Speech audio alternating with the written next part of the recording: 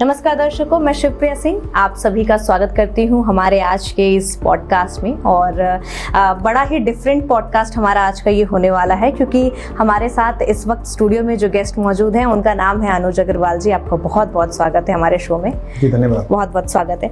और इनके बारे में अगर मैं कहूँ तो ये डायलॉग इंडिया के एडिटर हैं, प्लस साथ ही ये 28 साल से सिविल सर्विसेज की कोचिंग करा रहे हैं। इनका खुद का कोचिंग इंस्टीट्यूट है मुखर्जी नगर दिल्ली में। मुखर्जी नगर एक बहुत बड़ा हब है सिविल सर्विसेज की। अगर तैयारी करनी है, यूपीएससी की तैयारी करनी है, तो मुखर्जी नगर का नाम सबसे पहले दिमाग में आता है। तो इनका इंस्टीट्यूट है, वहाँ पर कोचिंग सेंटर है और ये खुद पढ़ा रहे हैं। 28 साल हो गए सर को। तो सर मैं आपसे आज बहुत सारी जो सवाल हैं मेरे मन में ही नहीं, बहुत सारे स्टूडेंट्स हैं, बच्चे हैं जो जिनके मन में ये सवाल होते हैं। तो मैं आज वो सब सवाल आपसे पूछने वाली हूँ। बिल्कुल स्वागत है। तो मेरा सबसे पहला आपसे सवाल है कि यूपीएससी का नाम सुनते ही ना हमारे मन में जो सवाल आता है वो आता है जनरल कैटेगरी और ये जो आरक्षण है। तो उस पर मैं चाहती हूँ कि आप थोड़ा सा इस पर प्रकाश डालिए कि जिस वक्त आरक्षण की ज़रूरत थी हमें, जब ये स्टार्ट हुआ तब उस समय के लिए तो वो चीज़ सही थी, लेकिन क्या आज भी ये जो आरक्षण का जो सिस्टम चल रहा है ये सही है? क्या ये कंटिन्यू होना चाहिए या इस पर रोक लगनी चाहिए? देखिए शिवप्रिया, बहुत अच्छा बड़ा महत्वपूर्ण सवाल है और हर युवा वर्ग को ये कचोटता भी है, कुछ लोगों को एक सपोर्ट भी देता है। देखिए समाज में दोनों वर्ग हैं जिनको आरक्षण से परेशानी है और एक ऐसा वर्ग है जिसको आरक्षण से फ़ायदा होता है। तो ये इसलिए बैलेंस्ड क्वेश्चन है और बैलेंस मैं इसका जवाब देने की कोशिश करूँगा। देखिए संविधान में जब कल्पना करी गई एक लोकतांत्रिक देश की, और उसमें था कि सबको समान अवसर मिले और वो सब मिलकर देश का हर संवर्ग, हर वर्ग का व्यक्ति आकर देश के विकास में अपना कंट्रीब्यूशन दे, देश की मुख्यधारा में आए। तो उस समय हमारे संविधान निर्माताओं ने महसूस किया कि बहुत बड़ा वर्ग है जो वंचित रहा है, जो मुख्यधारा में नहीं आ पाया, जो आज भी देश की जो विकास की धाराएं हैं उनसे बहुत दूर है, बहुत रूरल में है या जंगलों में रह रहा है, या वो अपने आप को जो नया एक सिस्टम लागू हुआ था देश में जो अंग्रेजों द्वारा स्थापित किया था, हमने उसको इन्हेंस किया था, तो उसके साथ आत्मसात नहीं कर पा रहा। तो ऐसे में उन लोगों को सपोर्ट देने के लिए, प्रमोट करने के लिए, उसके साथ एडजस्ट करने के लिए आरक्षण का प्रोविज़न रखा गया ताकि SC ST और OBC 3 वर्ग उस समय हमारे संविधान में डिस्क्राइब हुए थे, जिसमें SC ST डिफाइन हो गए थे, उनकी लिस्ट भी इशू हो गई थी। OBC बहुत बाद में उस वर्ग को हमने डिफाइन किया और उसकी लिस्टिंग करी, उसका उसको आरक्षण दिया। तो इसलिए जो भी आरक्षण के प्रावधान है, हम ये उस समय जब रख के संविधान निर्माताओं ने कि 10 साल इनिशियली रखे थे, उसके बाद संसद में को ये था कि उसकी समीक्षा करेगी, जो स्थितियां होंगी अगर पॉजिटिव रही होंगी तो उसको वहीं ख़त्म कर देगी, कुछ आगे रहा तो अपने हिसाब से वो निर्णय लेगी। और जो भी संसद होती है वो हमारे जो चुने प्रतिनिधि होते हैं उनका प्रतिनिधित्व करती है।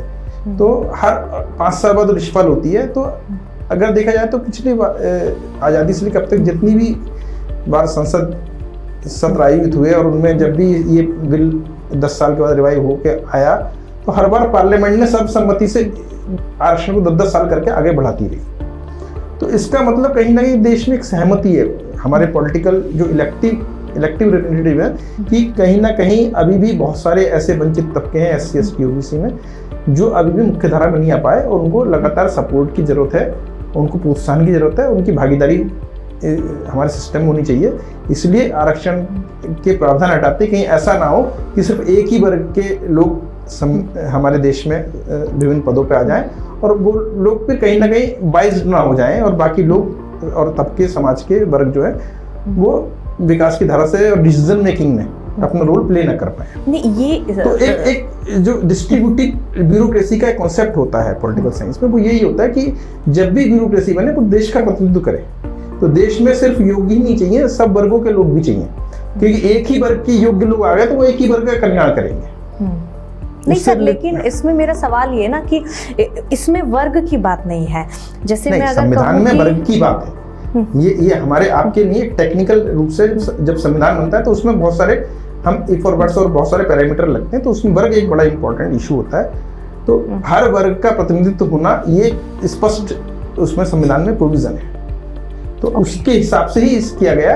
अब ये अगर धीरे धीरे समाज को लगता है कि अब आरक्षण जो है बर्डन बन गया है और ये इससे सही लोग नहीं जा पा रहे हैं, अब उस तबके की जरूरत नहीं है, तो निश्चित रूप से एक पॉलिटिकल मूवमेंट उसके खिलाफ खड़ा होगा और ऐसे पॉलिटिकल पार्टी मजबूर होंगी, आरक्षण पर बात नहीं करेंगे। लेकिन अभी तक ऐसा माहौल बना नहीं है, छोटा मोटा थोड़ा बहुत विरोध होता है। और ये जरूर था कि अपर क्लास में जो इकोनॉमिक वीकर सेक्शंस थे उनको आरक्षण का प्रोविजन नहीं था, तो मोदी सरकार ने भी कुछ वर्ष पहले उसको भी लागू कर दिया। और जो वो हमारी 50% लिमिट से ऊपर है, जो हमारे संविधान की जो लिमिट है कि 50% से ऊपर हम आरक्षण नहीं दे सकते, उससे ऊपर वो आरक्षण दिया गया और हमारे सुप्रीम कोर्ट ने भी उसको एक्सेप्ट कर लिया और उस वर्ग को वो लाभ मिल रहा है। तो कहीं ना कहीं मोरलेस एक कॉम्प्लेक्स सोसाइटी जहाँ 140 करोड़ आबादी है और अलग अलग भाषा के, अलग अलग जाति के, अलग अलग तबके के, अलग अलग आर्थिक स्थिति के लोग आते हैं, तो उनको अगर ऐसे ही कुछ सपोर्ट दी जा रही है तो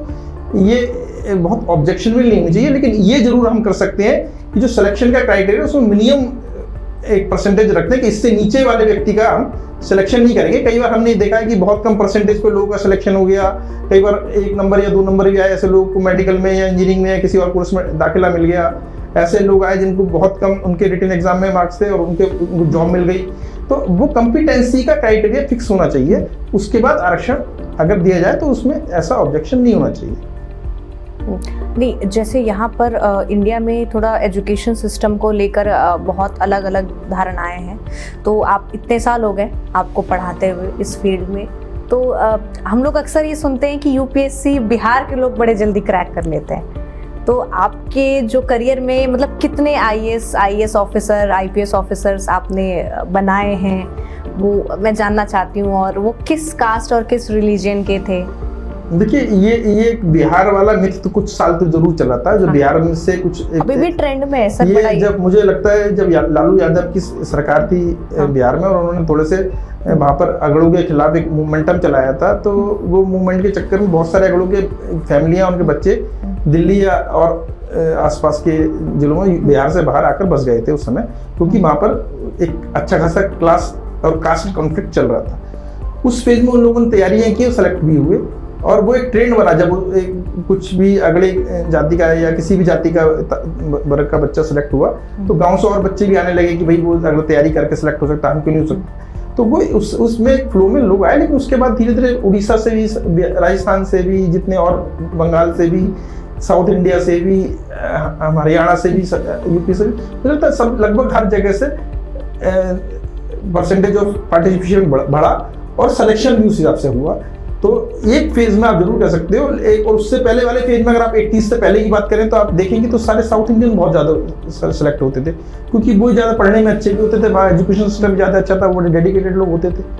तो ये ट्रेंड फॉलो करता है। लेकिन कहीं ना कहीं यूपीएससी भी थोड़ा बैलेंस रखती है, एसएससी में भी आप देखो बैलेंस रखते हैं, रीजनल वाइज सिलेक्शन करते हैं। तो हालांकि यूपीएससी में इस तरह का क्राइटेरिया नहीं होता, लेकिन हम अगर लिस्ट पर देखें पिछले 10-15 सालों में तो लगभग हर प्रदेश से, हर वर्ग से लोगों का सिलेक्शन होता है और जेंडर इक्वलिटी भी बहुत ज़्यादा है, वुमेन सिलेक्शन बहुत ज़्यादा बड़ा है।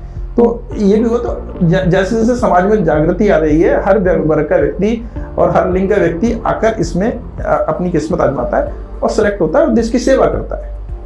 ये इंडियन एजुकेशन सिस्टम, और अगर मैं बात करूँ अदर कंट्रीज़ की, अदर स्टेट, तो वहाँ पर क्या है? मतलब जैसे अभी आपसे हमारी बात हो रही थी तो आपने कहा कि आप अभी यूएस विजिट करके आए हैं, तो मैं चाहती हूँ कि थोड़ा आप हमारे ऑडियंस को भी बताएं, एक्सपीरियंस अपना शेयर करें कि इंडियन का जो एजुकेशन सिस्टम है और यूएस के एजुकेशन सिस्टम में, लाइफस्टाइल में क्या ऐसा मेजर डिफरेंस है। देखिए, हमारे यहाँ जब तक गुरुकुल शिक्षा पद्धति थी तो वो आप मिडिल एज तक आप कह सकते हैं कि 16-17वीं शताब्दी तक हमारे यहाँ गुरुकुल पद्धति से पढ़ाई होती थी। उसमें मौलिक चिंतन होता था, मौलिक विकास होता था, बच्चों के अंदर की जो नैसर्गिक प्रतिभा होती थी वो विकसित की जाती थी और हमारे भाषा का माध्यम संस्कृत या रीजनल लैंग्वेज या हिंदी होती थी। तो निश्चित रूप से, और वो इंडिजिनियस जो एजुकेशन थी उसको हमारी 5000 साल से जो एक social system, political system Bharat में चला आ रहा था उस पर बेस्ड थी। जब अंग्रेज भारत में आए उन्होंने यहाँ का social system, political system, education system सब कुछ तहस नहस कर दिया और एक नया अपना सिस्टम जो पश्चिमी तंत्र था वो भारत में थोप दिया। तो हमारे एजुकेशन सिस्टम को उसके अकॉर्डिंग मोल्ड होना एक कंपल्शन था और हम सन 1800 के आसपास से उस काम में लग गए। 1800 बल्कि 1800 से ज़्यादा सन 1850 के आसपास हमारे यहाँ यूनिवर्सिटी और मॉडर्न एजुकेशन का ज़्यादा कॉन्सेप्ट आया। तो नए नए जो ब्रिटिश शिक्षा के मॉडल थे उस तरीके के स्कूल हमारे यहाँ खुलने शुरू हुए और लगभग आज भी जितना भी अब नया एजुकेशन सिस्टम है वो बिल्कुल पश्चिमी की नकल पर ज़्यादा है। और पुरानी जो हमारी पुरातन शिक्षा पद्धति थी, प्रणाली थी या पैटर्न थे या उनका अध्ययन था वो बड़ा सीमित रह गया और उसकी रिलेवेंस भी नहीं रही, वो जॉब से जुड़ी नहीं रही। और अब मैं अमेरिका में जब देखता हूँ, अमेरिका एक तरह से इंग्लैंड की ही सिस्टम को उसने कहीं ना एक्सपेंड किया, आगे बढ़ाया। तो वो एक मॉडर्न जो इकोनॉमी है, मॉडर्न मार्केट इकोनॉमी है, जो मॉडर्न टेक्नोलॉजीज हैं, नई इंडस्ट्रीज हैं, उन पर बेस्ड एजुकेशन है। नई उनकी जो नया इनोवेशन हुआ आर्ट में, कल्चर में, ह्यूमैनिटीज में, फिलॉसफी में, वो आप पिछले 300 सालों का, 400 सालों का जो एक नया डेवलपमेंट, रिनेशा के बाद पुनर्जागरण जो हुआ यूरोप में, उसके बाद जो कुछ दुनिया में बदलाव हुए और पश्चिमी जगत में हुए, वो उनकी कहानी है। और वो आज जो मॉडर्न सेटअप्स हैं, चाहे डेमोक्रेसी के मॉडर्न सेटअप हो, चाहे हमारी इंडस्ट्री के हो, चाहे हमारे कॉमर्स के हो, चाहे हमारी लाइफस्टाइल के हो, चाहे हमारी कल्चर के हो, हमारे आर्ट के, उन सब का अध्ययन अध्यापन वहाँ के विश्वविद्यालयों में, स्कूलों में कराया जाता है। चूंकि हमने भारत में भी वही सारा सिस्टम अडॉप्ट कर लिया है। हमारे यहाँ आज की डेट में पश्चिमी लोकतंत्र है, पश्चिमी इंडस्ट्रीज है, पश्चिमी सारा हमने एक स्तर तक ड्रेस भी, हमारी कल्चर भी है, बहुत सारी चीज़ वहाँ से इम्पोर्ट की। तो हम लोग भी अगर देखते हैं तो हम कहीं ना कहीं पश्चिमी मॉडल को अनुकरण करने लगते हैं। और अभी हमारी जब भारत की नई शिक्षा नीति आई तो उसमें जो जो कमियां थी, हम लोगों ने पहले जो ट्रेडिशनल एजुकेशन सिस्टम अंग्रेजों का कॉपी किया हुआ था, उसमें कहीं ना कहीं हमें लगता था कि उतने प्रोडक्टिव लोग पैदा नहीं हो रहे, क्लर्क ज़्यादा पैदा हो रहे हैं या गुलाम ज़्यादा पैदा हो रहे हैं या बौद्धिक रूप से उतने परिपक्व लोग पैदा नहीं हो रहे। तो मोदी सरकार ने एक इनिशिएटिव लिया, अपनी उसमें एजुकेशन पॉलिसी में ड्रास्टिक चेंज किया। उसमें अमेरिकन मॉडल को भी काफ़ी अडॉप्ट किया, लेकिन उसमें भारत की विरासत के बहुत सारे एस्पेक्ट भी शामिल किए। तो एक बड़ी कॉम्प्रिहेंसिव हमारी एजुकेशन पॉलिसी आई है कि जिसमें विकास भी है और विरासत भी है। तो ये अभी एक्सपेरिमेंट शुरू हुआ है और इसमें वो सारे गुण भी हैं जहाँ जो नैसर्गिक प्रतिभा हम पश्चिमी देशों में, अमेरिका में देखते हैं विकसित होती हैं वहाँ के, क्योंकि वो उनकी नेचुरल उसी तंत्र से वो विकास हुए। हम एडॉप्टिव हैं, हमने पुराना छोड़ा है, छोड़ा भी नहीं ढंग से और नया भी ढंग से नहीं पकड़ा, तो हम बीच में कहीं ना कहीं झूल रहे थे। अब हमने जो सिस्टम जो नई एजुकेशन पॉलिसी के थ्रू लाए हैं उसमें हमने विरासत को भी संभाल के रखा है और उनकी जो आधुनिक अच्छा था उसको लिया। तो एक समग्र जो शिक्षा नीति आई, इसके साथ जो अब नई पीढ़ी विकसित होगी, मुझे लगता है अगले कुछ सालों में हम देखेंगे हमारे यहाँ उनसे ज़्यादा प्रोडक्टिव, उनसे ज़्यादा इंटेलिजेंट और उनसे ज़्यादा प्रोडक्ट आउटपुट देने वाले स्टूडेंट्स जो अपनी विरासत को भी लेकर चलेंगे और जो आधुनिक ज्ञान को भी अच्छे समझ के उसको भी कहीं ना कहीं उसमें इन्हेंसमेंट करेंगे, उसमें अपनी स्किल्स लगाएंगे और उसको नए नए डायमेंशन देंगे। ऐसी पीढ़ी तैयार होनी शुरू होगी। तो जैसे आप एजुकेशन सिस्टम की हम बात कर रहे हैं, जनरल कैटेगरी का जो ये प्रोटोकॉल है जनरल का, ST/SC का, ये हमने देखा है कि हमेशा गवर्नमेंट फील्ड में ही है, ये स्कूल्स में नहीं है या कॉलेजेस में नहीं है। तो ऐसा क्यों है? नहीं, स्कूल कॉलेज में तो रिजर्वेशन होता है, ऐसा नहीं है। जो गवर्नमेंट कॉलेजेस होते हैं उनमें भी रिजर्वेशन होता है, उनमें मेरिट बनती है अलग अलग, जो गवर्नमेंट के कॉलेजेस होते हैं। लेकिन प्राइवेट स्कूल कॉलेजेस में या प्राइवेट इंडस्ट्रीज में या प्राइवेट बिजनेसेस में रिजर्वेशन नहीं है। और देखिए दुनिया में, भारत में अगर हम देखें तो जितने टोटल जॉब है वर्कफोर्स है उसमें मुश्किल से 5-7-10% ही गवर्नमेंट जॉब्स होंगे। मोर देन 90% जो है प्राइवेट में ही है। तो वहाँ पर कोई आरक्षण नहीं चाहिए गवर्नमेंट जॉब। देखिए गवर्नमेंट को तो सेलेक्टिव और इंटेलिजेंट लोग चाहिए ना। तो अब इतने ज़्यादा हमारे यहाँ कॉम्पिटिशन है कि SC/ST की लिस्ट में भी अच्छा खासा कॉम्पिटिशन हो गया है। OBC की लिस्ट तो एक्ट बार ही रहती है जनरल के। तो और इनिशियल फेज में जरूर बहुत अंडर वैल्यूड लोग सेलेक्ट हुए होंगे, लेकिन अब तो सिलेक्शन की स्टेज जो अब नहीं आ रही है उसमें काफ़ी इम्प्रूवमेंट है और काफ़ी बेटर हम कह सकते हैं कि हमारे पास सिविल सर्वेंट भी, डॉक्टर्स भी, इंजीनियर्स भी, अलग अलग कैटेगरी के लोग भी कंपेरेटिवली बहुत बेटर आने लगे हैं। हालांकि जैसा मैंने पहले भी कहा कि क्राइटेरिया जरूर हमें फिक्स करना चाहिए कि इससे नीचे की क्वालिटी के हम लोग नहीं लेंगे। तो वो अब चूंकि नहीं कर पाते, पॉलिटिकल बहुत सारे उसके पीछे रीजन होते हैं, लेकिन वो करना मुझे लगता है बहुत जरूरी है, जिससे कम से कम चाहे किसी भी कैटेगरी का व्यक्ति आए लेकिन वो सर्विसेज इफेक्टिव दे पाए। अगर एक कम क्वालिटी का डॉक्टर पैदा होता है शेड्यूल कास्ट से या शेड्यूल ट्राइब से या ओबीसी से, तो निश्चित रूप से वो समाज के लिए खतरा है। वो किसी का भी इलाज करेगा, गलत कर सकता है, या ऐसा कम अंडर कॉम्पिटेंट इंजीनियर होगा तो कोई पुल गलत कर सकता है, कोई सॉफ्टवेयर बिगाड़ सकता है। वो कहीं ना कहीं गवर्नमेंट डिपार्टमेंट इनएफिशिएंट रहेगा, उस तरीके से पॉलिसी मेकिंग या इम्प्लीमेंटेशन नहीं कर पाएगा। तो ये तो सरकार को देखना होगा कि कैसे उनको प्रोटेक्टिव बनाया जाए, और कम से कम सेलेक्ट होने के बाद उनके क्वालिटी इंप्रूवमेंट प्रोग्राम चलाते हैं, उन पर फोकस करें।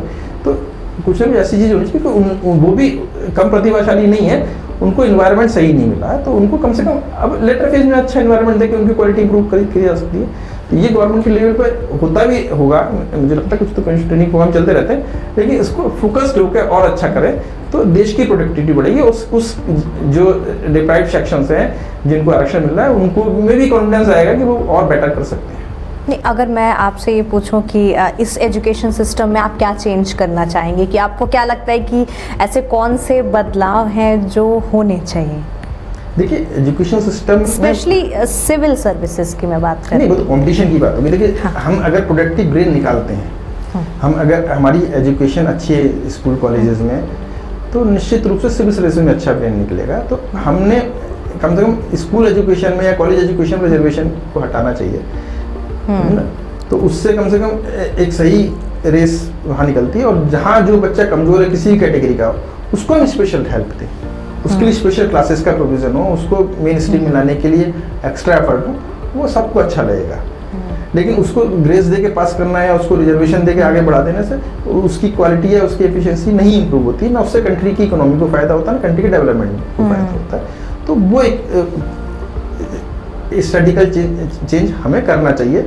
दूसरा, जो हमारी एजुकेशन सिस्टम है उसमें रट्टू तोता वाला अभी भी तंत्र बहुत है। बिल्कुल कंप्लीटली। तो वो प्रोडक्टिव हो, हमारी एजुकेशन में बच्चे के साथ इंटरेक्शन ज़्यादा हों, बच्चे की प्रैक्टिकल एक्सपोजर्स ज़्यादा हों, उसकी फील्ड विजिट ज़्यादा हों, वो चीज़ों को अनुभव करके महसूस करके लिखे और समझे और बताए, तो वो ग्राउंड रियलिटीज भी समझेगा और उनके सॉल्यूशंस भी ज़्यादा अच्छे देगा। नहीं, आजकल एक मिडिल क्लास फैमिली वालों के लिए सर मैं बोलना चाहती हूँ कि आजकल ना पेरेंट्स, आजकल क्या, ये हमारे बचपन से पहले से चलता आ रहा है कि शर्मा जी के बेटे को देखो 95% आ गया, तुम्हारा कम से कम 96 होता तो मैं मुंह दिखा पाती। मैंने सुना है आंटियों को ऐसे बात, 1% भी अधिक होता तो प्रिया जी, अभी ये ना मिथ जो था ये अभी था कुछ सालों 1% के लिए, हाँ, कि उससे कंपेयर करना। अभी जैसे 12th के बाद गवर्नमेंट ने CUT का एग्जाम इंट्रोड्यूस कर दिया है, तो CUT एग्जाम सेंट्रल यूनिवर्सिटीज में एडमिशन का कंबाइंड एग्जामिनेशन है, उसमें 250 यूनिवर्सिटीज और भी स्टेट गवर्नमेंट की यूनिवर्सिटीज भी और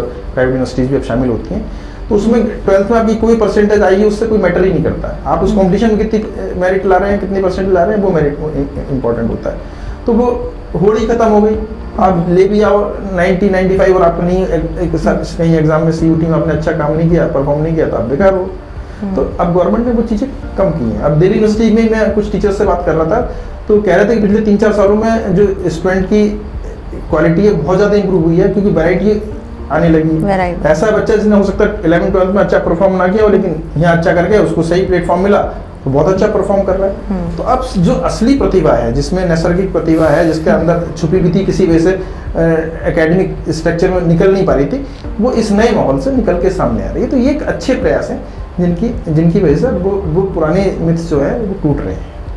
जी, अभी 28 साल के करियर में कभी आपने कोई ऐसा स्टूडेंट देखा हो जो सबसे अलग रहा हो कि इसकी स्टोरी बड़ी दर्दनाक है, या क्योंकि इतने साल में आपको बहुत सारे स्टूडेंट्स मिले होंगे, तो कुछ 1-2 स्टूडेंट ऐसे जिनकी स्टोरी आप शेयर करना चाहते हो, क्योंकि ये बहुत सारे लोग इस पॉडकास्ट को देखने वाले हैं। मुझे लगता है जो भी तैयारी करने आते हैं, चाहिए इसके पीसीएस के, सब बड़े यूनिक होते हैं, बड़े ब्रिलियंट बच्चे होते हैं और सब सेलेक्ट भी नहीं होते हैं। देखिए, और निश्चित रूप से हम उस पीढ़ी के हैं जिसमें लोगों ने बड़ा संघर्ष किया, घर से रिसोर्सेज नहीं मिलते थे, सपोर्ट नहीं मिलती थी, बड़े कम खर्चे में काम करना पड़ता था, इधर उधर हाथ पैर मार के भी खर्चे चलाने पड़ते थे।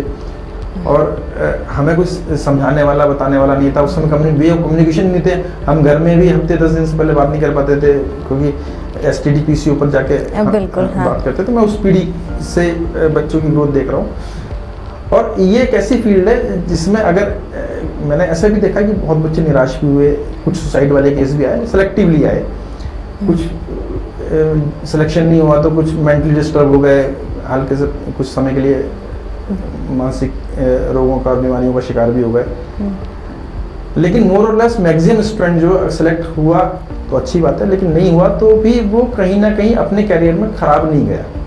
क्योंकि सिविल सर्विस की प्रिपरेशन जो होती है उसके अंदर इतनी स्किल, नॉलेज और गट्स दे देती है कि वो प्रैक्टिकल लाइफ में बड़ा सक्सेसफुल हो जाता है। वो मीडिया के फील्ड में घुस जाता है तो भी वहाँ अच्छा करता है, वो राइटिंग की फील्ड में, टीचिंग की फील्ड में भी बड़ा अच्छा कर सकता है, वो मैनेजमेंट की फील्ड में बड़ा अच्छा काम करता है। क्योंकि जो सिविल सर्विस की प्रिपरेशन है वो आपके अंदर एक एडमिनिस्ट्रेटर को भी जन्म दे देती है। तो आप किसी भी बिजनेस को अच्छे से मैनेज कर सकते हो, किसी इंडस्ट्री को अच्छे से मैनेज कर सकते हो, तो मैनेजमेंट क्वालिटी और एफिशिएंसी आपके अंदर आ जाती है। इवन आप पॉलिटिक्स में बड़ा अच्छा करने लगते हो तो बहुत सारे लोग पॉलिटिकली बड़े सक्सेसफुल हुए, बहुत सारे अपने बिजनेस को बड़ा अच्छा आगे लेके गए, बहुत सारे अपनी इंडस्ट्रीज को बड़ा अच्छा लेके गए।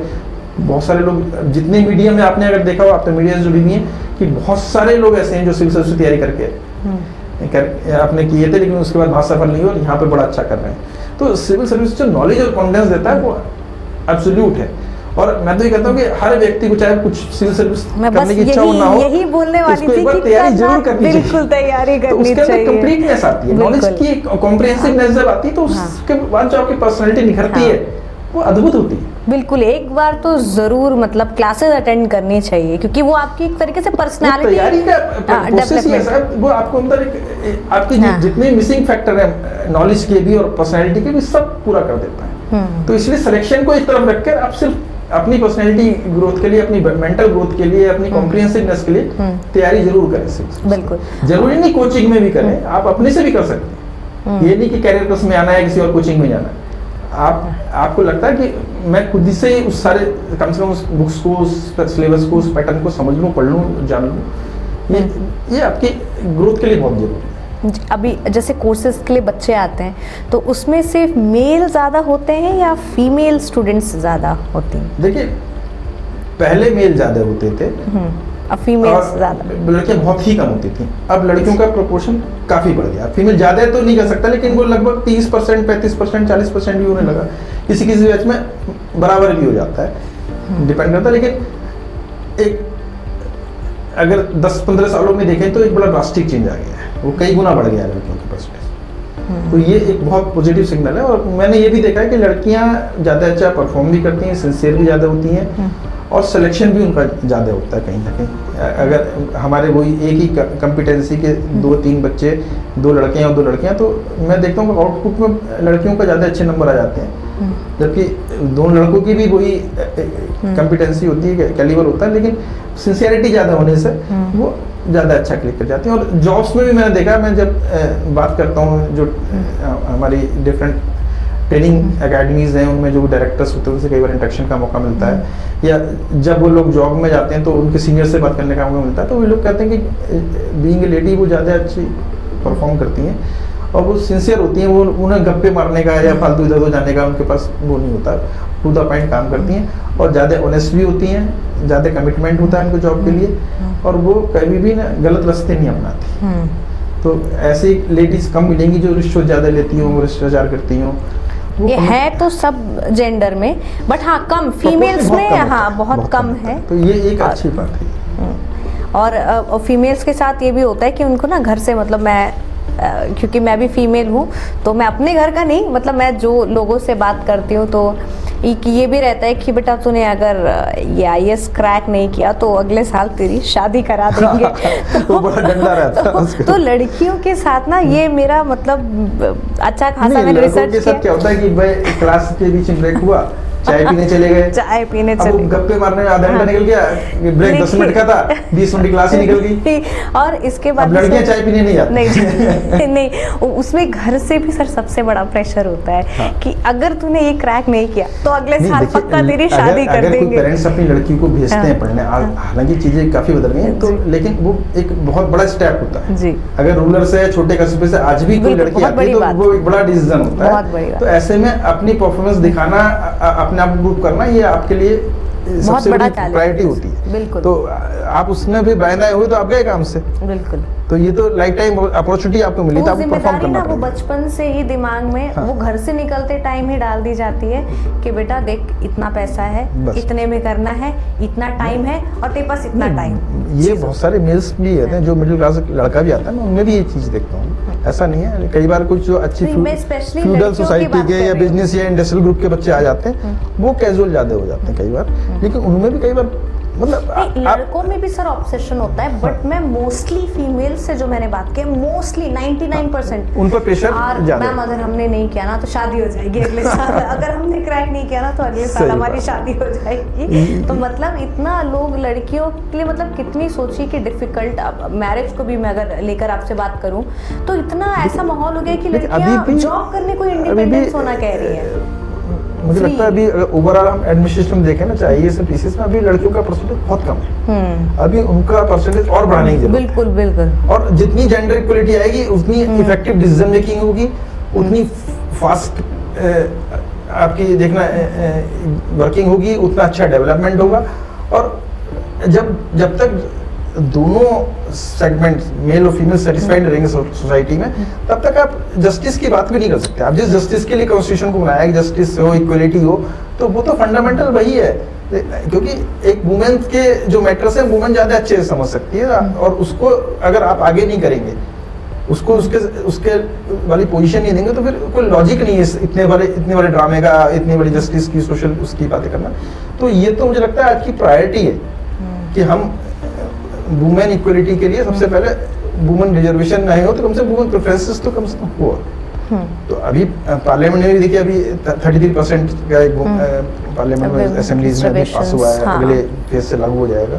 तो ये महसूस हो रहा है, सिस्टम सब लोग महसूस कर रहे हैं कि अब सबसे बड़ी आज की जरूरत है वुमेन को इक्वल फेज में लाओ, उसको बराबर की जिम्मेदारी दो, तभी एक जो ड्रास्टिक चेंज आने हैं सिस्टम तभी आ पाएंगे। तो ये अकाउंटेबिलिटी उनके लिए बढ़ रही है और अपॉर्चुनिटीज भी बढ़ रही है। अच्छा सर, ये मैं जानना चाहती हूँ कि लोग ये सोच के रखते हैं पहले से कि जो बच्चा स्कूल में अच्छे परसेंटेज ला रहा है या जिसके कॉलेज में अच्छे परसेंटेज हैं वही यूपीएससी क्रैक कर सकता है, जिसके परसेंट कम है वो यूपीएससी क्रैक नहीं कर इसमें मैं एक बड़ा अच्छा एग्जाम्पल दूंगा। जो मेरा सबसे पहला स्टूडेंट सेलेक्ट हुआ था, वो दिल्ली के नजफगढ़ इलाके का था। एक बड़ी मतलब बहुत ही अविकसित गांव था, जब उस गांव का शेड्यूल कास्ट का बच्चा था, वो थ्रू थर्ड डिविजनर था। अच्छा। और वो प्रॉपर आईएएस बना था, और आज प्रिंसिपल सेक्रेटरी है कर्नाटक में। मतलब ये कितना बड़ा मोटिवेशन है, मतलब अपने बच्चों को टॉर्चर ना करें। आप इससे ये अनुभव करें यूपीएससी जब निकाल तब सवेरा है। समझे ना, आपने अलग जग गई, आग लग गई, बस हमारा काम उस आग को सुलगाना है। एक बार आप में लगी आग, फिर बन के निकलोगे, निखर के निकलोगे। मतलब परसेंट चाहे जैसा भी हो, जब यूपीएससी निकालना हो तो आप उस टाइम से ही पढ़ना स्टार्ट करिए, आप निकाल सकते हैं यूपीएससी। ये तो बहुत बड़ी मोटिवेशन की बात हो। और हिंदी इंग्लिश को भी लेकर है लोगों में कंफ्यूजन कि हिंदी आनी चाहिए या मतलब इंग्लिश कंपलसरी है। ये थोड़ा सा कंट्रोवर्शियल है, हाँ। क्योंकि अगर हम देखें पिछले 8-10 सालों का रिकॉर्ड जब से, तो उसमें चूंकि गवर्नमेंट की वर्किंग जो है बड़ी टेक्निकल और आईटी बेस्ड ज़्यादा हो गई है, ऑनलाइन ज़्यादा हो गया है, आईटी बेस्ड ज़्यादा हो गया है। तो और सिलेक्शन जितने मतलब अच्छे टैलेंटेड बच्चे हैं वो इंजीनियरिंग बैकग्राउंड के या मेडिकल बैकग्राउंड के या एडमिनिस्ट्रेशन एमबीए वाली बैकग्राउंड के मेजर ज़्यादा होते हैं, तो वो उनकी grooming through out English medium में ही होती है। तो नेचुरली सिलेक्शन में इंग्लिश मीडियम के बच्चे ज़्यादा सेलेक्ट होते हैं। आज की डेट में बीए बीएससी बीकॉम करने वाले बच्चे बहुत कम रह गए हैं। और जितने रीजनल लेवल पे कॉलेजें हैं, स्टेट यूनिवर्सिटीज़ हैं, उनमें जो बच्चे एडमिशन लेते हैं इन कोर्सेज में, तो माना जाता है कि ये बच्चा पढ़ने में बहुत अच्छा नहीं है, तो इसलिए चलो कुछ करा दो, घर का बिजनेस संभाल लेगा। तो अच्छे बच्चे जिनको आगे करियर में कुछ करना होता है, सिविल सर्विस में आना होता है, वो नॉर्मली आजकल कोई प्रोफेशनल डिग्री कोर्स करते हैं और उनका सारा मीडियम इंग्लिश होता है, तो नेचुरली वो इंग्लिश मीडियम ही लेते हैं। इसलिए मोर देन 90% सिलेक्शन इस समय इंग्लिश मीडियम में हो रहा है। तो ये एक इस समय का जस्ट अ कोइंसिडेंस कह सकते हैं, बट ऐसा कंपलसरी नहीं है। कोई एक हिंदी मीडियम का बच्चा अगर बहुत अच्छा, आप अच्छा लिख रहे हो तो वहाँ लैंग्वेज का कोई बैरियर नहीं है। बैरियर नहीं है। अगर आप हिंदी में अच्छा परफॉर्म कर रहे हो और लिख रहे हो अच्छा, तो आपके मार्क्स तो आपकी राइटिंग को मिलने हैं ना, आपके कंटेंट को मिलने हैं। तो किसी भाषा में, तेलुगु में लिखो, आप तमिल में लिखो, उर्दू में लिखो, आप बंगाली में लिखो, उससे कोई फर्क नहीं पड़ना। लेकिन अगर आप 2+2 5 लिख रहे हैं इंग्लिश में भी, तो आपको नंबर कौन देगा?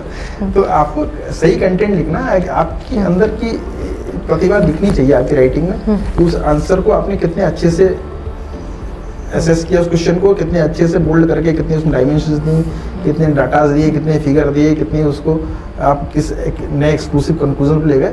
तो ये आपकी इमेजिनेशन भी होती है, आपकी वे ऑफ प्रेजेंटेशन भी होता है, आपकी राइटिंग स्किल का भी वहाँ एक तरीके से एग्जामिनेशन होता है। तो आप क्या दिखाना चाह रहे हो अपने आपको, वो आंसर में दिख जाता है। अब एग्जामिनर मजबूर हो जाएगी, यार भाई इससे अच्छा आंसर हो ही नहीं सकता है, अब वो किसी भाषा में उससे क्या।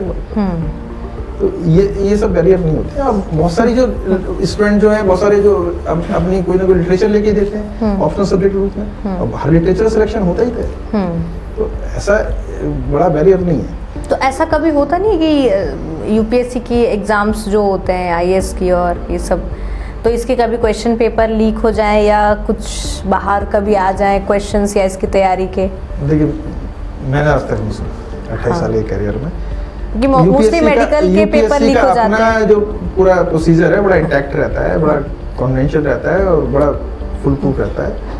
इंटरव्यू को जब उनके होते हैं तो इंटरव्यू में कई बार हमें पार्शियलिटी की 2-4 खबरें आती हैं, तो वो अगर ऐसी कुछ होती है तो वो पूरे देश के अखबारों में और मीडिया में चर्चा का विषय बन जाती है कि भाई ऐसे ऐसे फला वो था और उसकी बेटी का सिलेक्शन हो गया है। तो वो चाहे फेयर ही तरीके से हुआ है, लेकिन वो चर्चाओं में जरूर आ जाता है।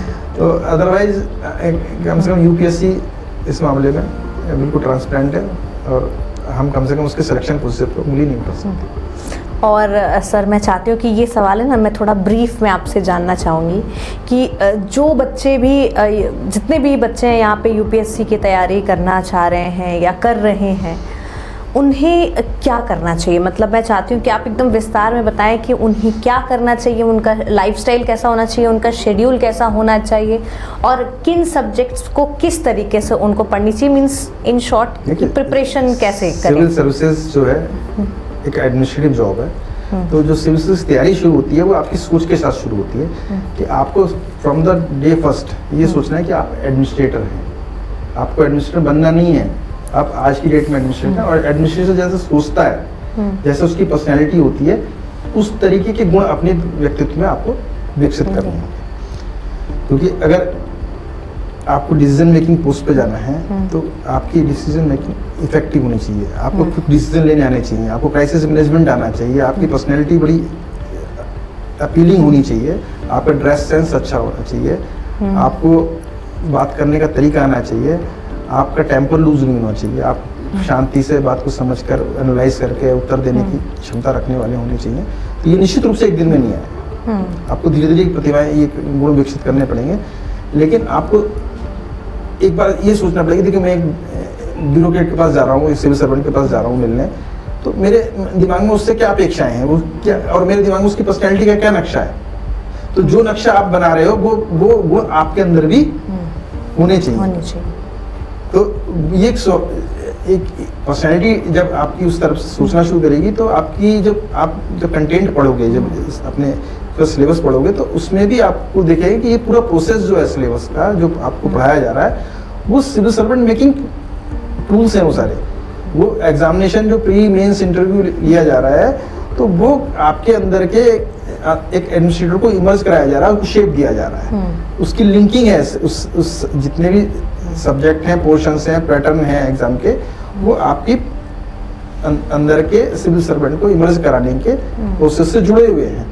तो उनकी रिलेवेंस ये नहीं कि आपने रटा और भूल गए, उसको एकोमोडेट करना है, उनको आत्मसात करना है और उनको अपने उस ज्ञान को अपने व्यवहार में लाना है।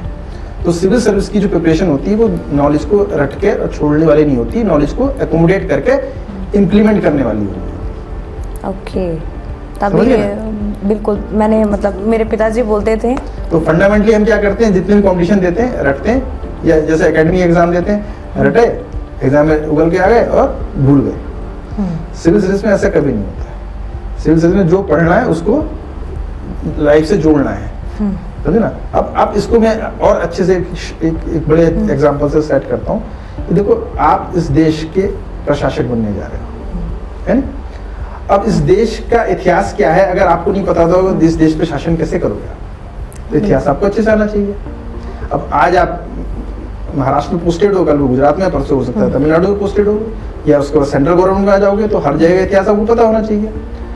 अब अलग अलग हिस्सों में देश में रहोगे तो उनकी ज्योग्राफी आपको पता होनी चाहिए, तभी तो वहाँ पे चेंजेस कर पाओगे या उनकी चीज़ों को यूटिलाइज कर पाओगे।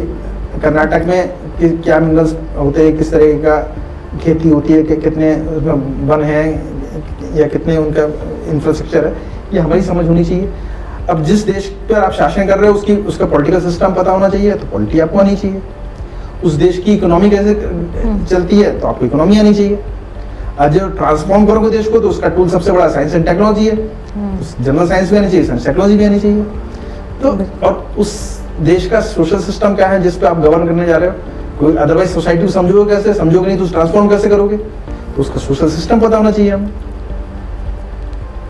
जो कुछ भी हो रहा है दुनिया में उससे हमारे देश में इम्पैक्ट पड़ता है। हमारे देश में बहुत सारे देशों से इंपोर्ट होता है, हम बहुत सारे देशों को एक्सपोर्ट करते हैं, तो हमारी इकोनॉमी का, दुनिया की इकोनॉमी का, हमारी ज्योग्राफी का, दुनिया की ज्योग्राफी का, दुनिया के डिप्लोमेटिक रिलेशन का, हमारे डिप्लोमेटिक रिलेशन, सबका हमें पता होना चाहिए, तभी तो हम कोऑर्डिनेशन कोरिलेशन स्थापित कर पाएंगे और उनमें काम कर पाएंगे। तो ये जितना सिलेबस आप पढ़ रहे हैं वो सबका सब आपके जॉब से लिंक्ड है, समझ गए मेरी बात? बिल्कुल। तो उसमें कुछ भी ऐसा नहीं है जो यूजलेस हो, और आप अगर ऐसा करके पढ़ोगे तो आपका इंटरेस्ट भी बना रहेगा और आपके अंदर का एक सिविल सर्वेंट इमर्ज होता रहेगा। और फिर एक बार जब पूरी पढ़ाई होगी तो आप अपने आप महसूस करोगे कि आप अपनी मंजिल के बहुत नजदीक हो। वो सब चीज समझने में ही कोचिंग मदद करती है, उसको फास्ट अप कर देती है, एक प्रोफेशनल कर देती है कि प्रोफेशनल फ्रेमवर्क में मिनिमम टाइम में आप उस गोल को अचीव कर पाओ। अपने से करोगे उसमें कई बार उसको समझने में टाइम लग सकता है, उसको एकोमोडेट करने में टाइम लगता है और आप गलत दिशा में जा सकते हो। तो यहाँ हम लोगों का रोल आ जाता है। जैसे आप अभी पर्सनालिटी डेवलपमेंट की बात कर रहे हैं तो पता नहीं मेरा ये सवाल मैच करेगा या नहीं, बट मेरे लिए ये सवाल इम्पोर्टेंट है कि मैंने अक्सर बच्चों को देखा है कि इंस्टीट्यूट के बाहर, क्योंकि मैं भी कुछ टाइम इंस्टीट्यूट में मैंने भी पढ़ाई की है मुखर्जी नगर में, तो मैंने देखा है कि बच्चे बड़े टेंशन में, स्ट्रेस में रहते हैं और बाहर निकल के वो बच्चे अभी 12th पास आउट हुए हैं, कुछ यंग है, 17-18 साल के हैं, और वो बाहर निकल के सिगरेट पी रहे हैं। यार we are so stressed, you know, मतलब इतना ये हैवी है, तो सिगरेट पी रहे हैं, कुछ बाहर निकल के कुछ ड्रिंक कर रहे हैं। तो ये किस हद तक आपके एजुकेशन सिस्टम पे या आपकी तैयारी को इफेक्ट डाल सकता है, अगर मैं साइंटिफिकली पूछूं तो? मुझे लगता नहीं कि 12th वाला बच्चा सिविल सर्विस तैयारी करने आता हो, लेकिन ग्रेजुएशन फाइनल ईयर वाला या ग्रेजुएशन पोस्ट ग्रेजुएशन कर रहा बच्चा कुछ बच्चे हैं सर जिनके पेरेंट्स ना कुछ आवर्स के लिए पहले से 11-12 से ही कोचिंग वो कर रहे हैं। लेकिन देखिए स्ट्रेस होना स्वाभाविक बात है, किसी भी कॉम्पिटिशन में आपके पास अगर चैलेंज है तो उसका आप पे दबाव होना चाहिए, और दबाव भी आपको तैयारी भी कराता है। उसमें कुछ लोग डिस्ट्रैक्शन का शिकार हो जाते होंगे, क्योंकि ऑप्शन सब जगह खुले होते हैं, आप ड्रिंक भी कर सकते हो, आप उसकी जगह पर भजन भी सुन सकते हो, आप सिगरेट पी सकते हो, उसके मेडिटेशन भी कर सकते हो।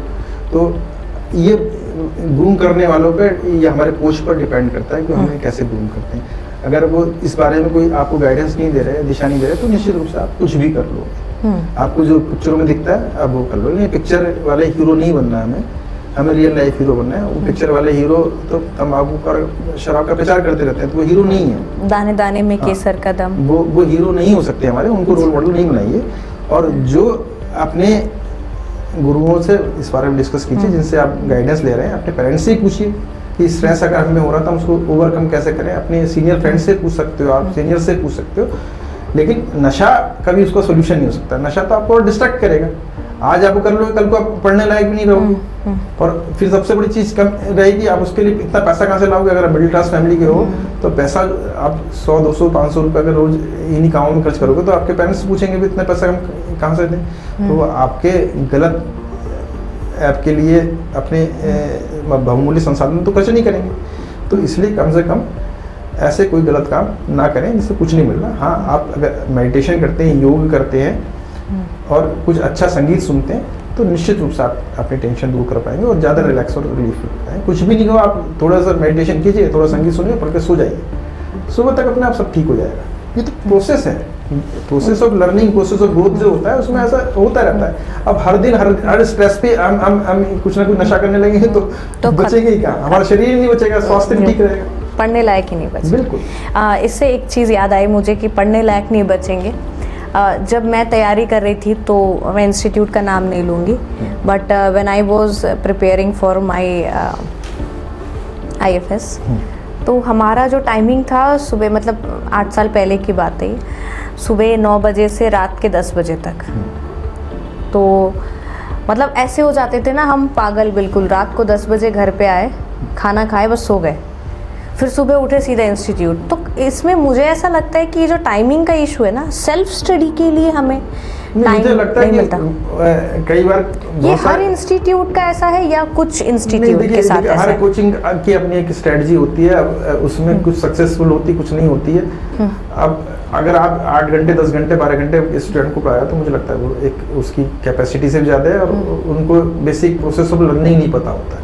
देखिए, मेंटल ग्रोथ तो तभी होगी और आप चीज़ों को तभी सीखोगे ना जब आपके अंदर फ्रेशनेस है, ब्रेन सेल्फ स्टडी के लिए भी टाइम होना चाहिए। रिसेप्टिव ही नहीं रहेगा ब्रेन तो आप कितना ही पढ़ा दो, एक लिमिट के बाद जब थक जाएगा ब्रेन तो रिसीव करना बंद कर देगा। तो ऐसे में मुझे लगता है कि वो थोड़ा हेक्टिक, हाँ, वो मतलब उसका रिलेवेंस ही नहीं है, वो अपना बजट बढ़ाने के चक्कर में ना भरे हुए ग्लास में पानी डालेंगे तो बाहर ही गिर जाना है। नहीं, फिर दूसरी चीज़ ये है कि उसको लगता है कि ज़्यादा से ज़्यादा कोर्स में एडमिशन दिला के ज़्यादा पैसा ले लो, क्रेडिबिलिटी का फायदा उठाते हैं। तो वो आपने पूरा सिलेबस एक साथ नहीं पढ़ना चाहिए, आपको पार्ट बाई पार्ट पढ़ना था। तो ये स्टूडेंट की गलती होती है, उसके पेरेंट्स की गलती होती है और कोचिंग वाले के लिए अपॉर्चुनिटी होती है कि एक मूर्ख सा या इनोसेंट सा व्यक्ति आ गया, इसको पूरा कोर्स पेल कर कुछ दिन भर पढ़ा दो। 3 घंटे एक टॉपिक पे क्लास होंगी तो 9 घंटे उसकी हम क्लास कराएंगे, तो हमें क्या जा रहा है, मतलब पैसा दे रहा। बाद में अगर वो परेशान हुआ तो रिवीजन करा देंगे उसको, या वो चला जाएगा छूट के, हमें क्या, उसको तो बस पैसा मिल गया, अपना काम उसका खत्म हो गया। तो ये एक मेंटालिटी होती है। तो कम से कम ये हमेशा करना चाहिए कि जितना आप एक बार में कर सको उतना सिलेबस ही कोचिंग में करना चाहिए। गाड़ी निकल जाएगी ऐसा कभी नहीं होता। आप जब पूरी प्रिपरेशन कर लो आराम से 1-1.5 साल बाद, उसके बाद तैयारी एग्जाम देना शुरू करो। तो 1-1.5 साल पहले सेल्फ प्रिपरेशन में और कोचिंग में प्रिपरेशन में टाइम दो, और जितना कोचिंग कर सको जितने घंटे उतने ही कोर्सेज में एडमिशन लो, एक साथ सब में मत। और वो सब में एडमिशन लेके भी वो फिर आप आगे पीछे कोर्स कर सकते हैं। ये तो आपके मुंह से मैं सुन रही हूँ। अच्छा, ये नॉलेज भी बहुत ज़रूरी है ना, कि जैसे आपने कहा कि एक साथ सब में मत लीजिए, लेकिन हमें ये बताया ही नहीं गया। आई थिंक बहुत सारे लोगों के साथ ऐसा हुआ होगा कि ये हमें ऑप्शन दिया ही नहीं जाता है कि आप ये पूरा पढ़ें या आधा पढ़े। हमें यही बताया गया कि बेटा यही है सिस्टम। गलती ऐसा ही है। गलती ये होती है कि बहुत सारे स्टूडेंट ना बिना बेसिक तैयारी करे कोचिंग में पहुंच जाते हैं। उन्हें लगता है कोचिंग में एडमिशन ले लिया और हमारा सिलेक्शन हो जाएगा। ऐसा कभी नहीं होता।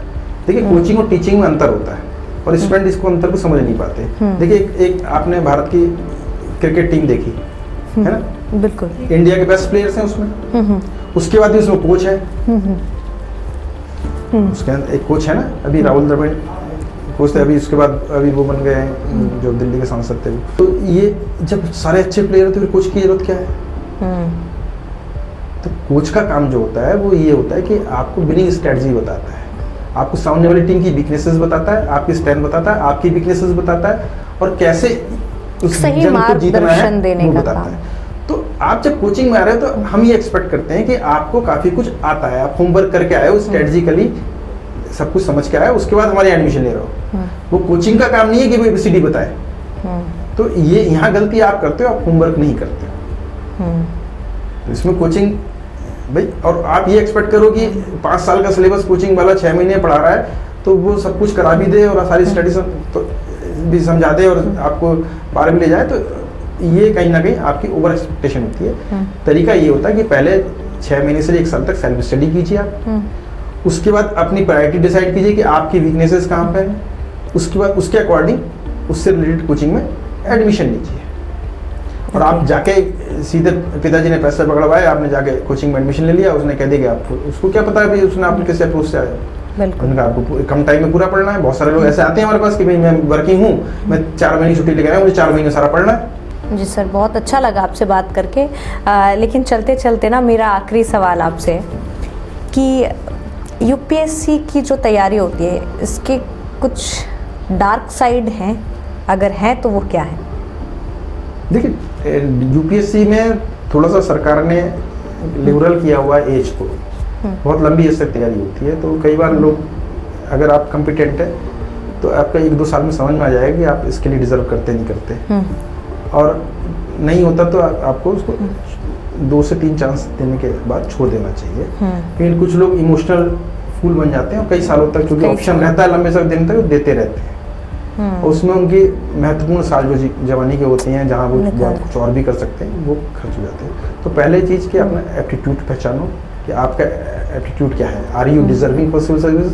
कई लोगों में हो सकता है वो डिजाइनर अच्छे बन जाएं, कुछ लोग अच्छे कलाकार बन सकते हैं, कुछ लोग अच्छे डॉक्टर बन सकते हैं, कुछ लोग अच्छे इंजीनियर बन सकते हैं, या कुछ लोग अच्छे टीचर भी बन सकते हैं, लेकिन वो सिविल सर्विस की तैयारी करने आ जाते हैं। तो ऐसा ना करें। दूसरा, स्ट्रेटजी बना के काम करें। और तीसरा मैं ये कहूँगा कि ऑनलाइन कोचिंग पे बहुत ज़्यादा डिपेंड ना हो। ऑनलाइन सेलेक्टिवली कर सकते हो, क्योंकि ऑनलाइन में आपको जो एनालिटिकल डिस्कशन है, जो आपकी राइटिंग स्किल इंप्रूवमेंट है, आपके थॉट प्रोसेस को इंप्रूवमेंट करने का काम, वो 1-to-1 इंटरेक्शन में टीचर कर पाता है। ऐसी कहीं कोचिंग में एडमिशन है जहाँ भीड़ बहुत ज़्यादा हो बैच में, जहाँ आप पर्सनल इंटरेक्शन कर सकते हो अपने कोच से, ऐसी जगह पे। और अपने को पहले दिन से कन्फाइंड रखें कि मैं 2 से 3 साल के अंदर 2 से 3 चांस के बीच में ही सब ट्राई करूँगा, फिर इमोशनल नहीं होगा, उसके बाद अपने प्रोफेशनल। एक इंपॉर्टेंट चीज़ होती है कि कोई भी प्रोफेशनल डिग्री हाथ में लेकर आप तैयारी करना शुरू करेंगे तो आप ज़्यादा सेफ रहेंगे।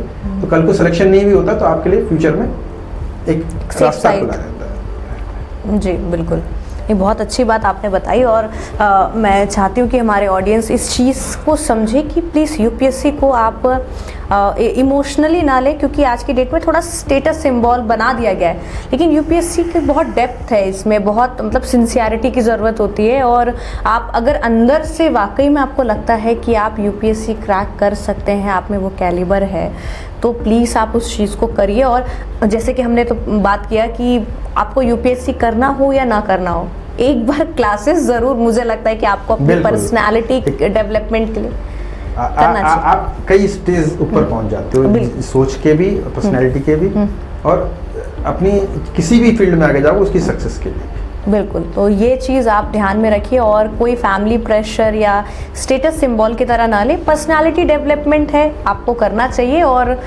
साइड बाय साइड, जैसे आपने कहा कि और भी चीज़ें जिसमें आपको इंटरेस्ट हो, क्या पता आप उस फील्ड में आगे बढ़ जाएं।